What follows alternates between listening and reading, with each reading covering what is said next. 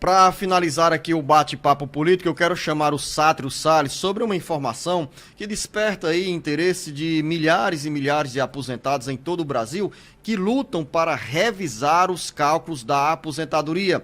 É a chamada revisão da vida toda, que nesse momento tem um novo capítulo.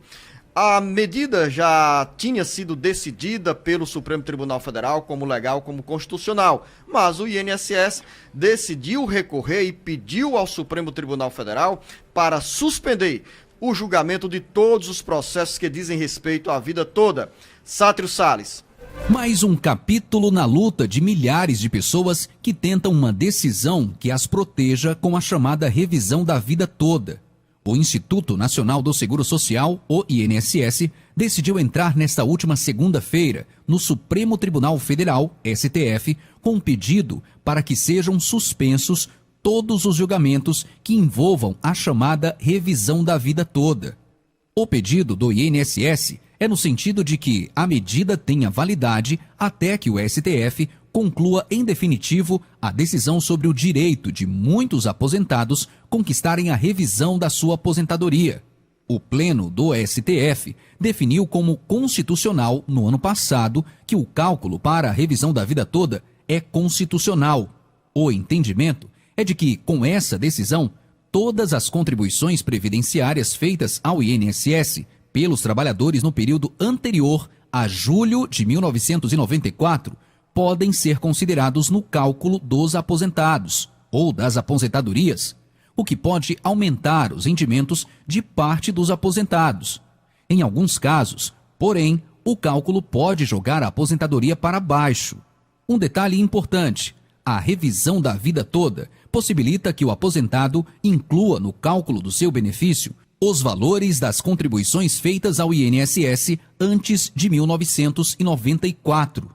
A reforma da Previdência de 1999 estabeleceu, porém, que os brasileiros poderiam se aposentar considerando a medida salarial das 80% maiores contribuições feitas a partir de julho de 1994.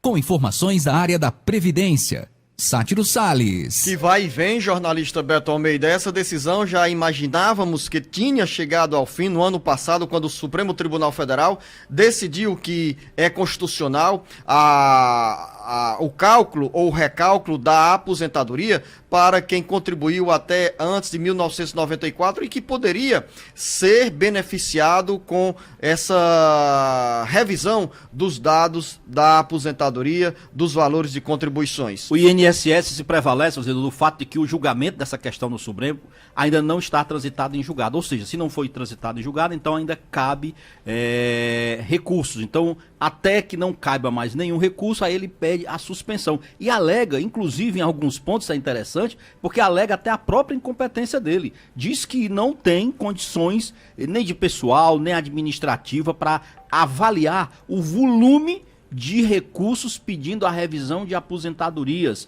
que isso vai causar um verdadeiro caos no INSS, como se precisasse de mais alguma coisa para provocar caos no INSS. Ou seja, na realidade é o INSS querendo ganhar tempo para empurrar com a barriga o cumprimento de uma decisão de direito líquido e certo de quem já conseguiu isso na justiça.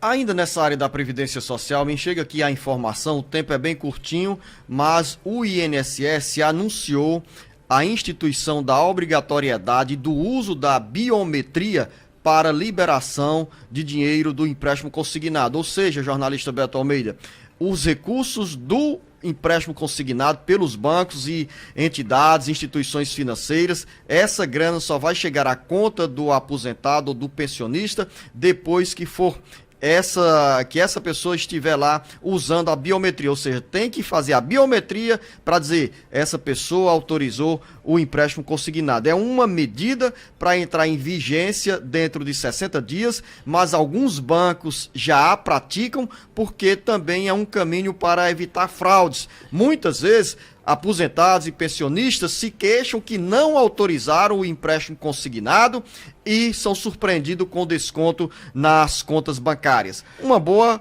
norma que acaba de ser publicada pelo Instituto Nacional do Seguro Social, INSS. Eu acho que essa segurança, Luciano, é boa pro aposentado, não sei se é boa pros bancos, porque não venha me dizer que aposentado, quando a gente vê esses pedidos de empréstimo aplicados que os aposentados nem tomam conhecimento, e aí o banco, qual é a responsabilidade deles?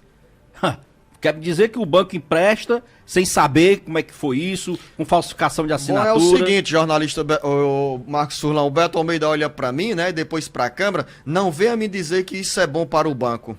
É engraçado, como se eu estivesse defendendo o banco, Beto Almeida. Não, porque você falou que os bancos, inclusive, já estão aplicando por uma medida de segurança. Jornalista Beto... Não interessa, o banco, na realidade, para eles, nem interessava, sabe por quê, Luciano? Eles têm aqueles agentes de banco, tu sabia dessa? Que tem agentes bancários, das instituições bancárias, que andam nos interiores, nos pequenos distritos, já com tudo prontinho, o coitado do aposentado só faz fazer lá a assinatura dele.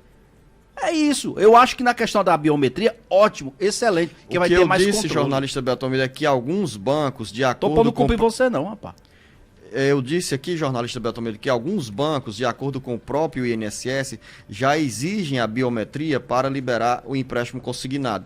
E essa liberação é importante com a biometria porque evita as fraudes e evita ao mesmo tempo que, por exemplo, um aposentado que mora em Campos Sales teve o nome usado em outra cidade do interior de São Paulo, por exemplo, para fazer um empréstimo consignado. Isso tem acontecido com frequência. É ponto de conversa minha com o professor e advogado Paulo Bacelar aqui, aos sábados, no Jornal Alerta Geral Especial sobre os Caminhos da Aposentadoria.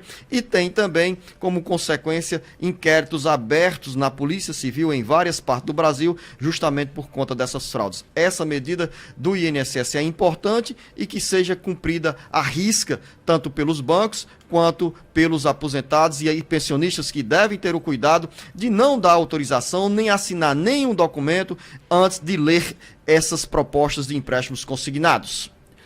Final da nossa conversa, mais algum assunto, jornalista Beto Almeida? Só rapidinho pra gente confirmar aqui uma coisa, é o seguinte, os enfermeiros, né, aqui no Ceará inclusive, e também em outras cidades do país, realizaram ontem um dia de protestos. Estão prometendo inclusive deflagrar greve a partir do mês de março, caso não haja garantia de implementação do piso salarial da categoria. E na Bahia o presidente Lula se manifestou para a categoria, pediu paciência, disse que vai resolver o problema dos enfermeiros, mas que por enquanto tem que apenas encontrar uma dosagem, um meio de que haja o cumprimento da medida sem que isso implique o impacto maior para as contas dos municípios e principalmente para as entidades filantrópicas, como é o caso das Santas Casas de Misericórdia. Final da nossa conversa aqui no Bate-Papo Político. O Marcos Surlan chega já com mais informações. A você, ouvinte internauta, a você, jornalista Beto Almeida, uma boa terça-feira. Um bom dia a todos, até amanhã.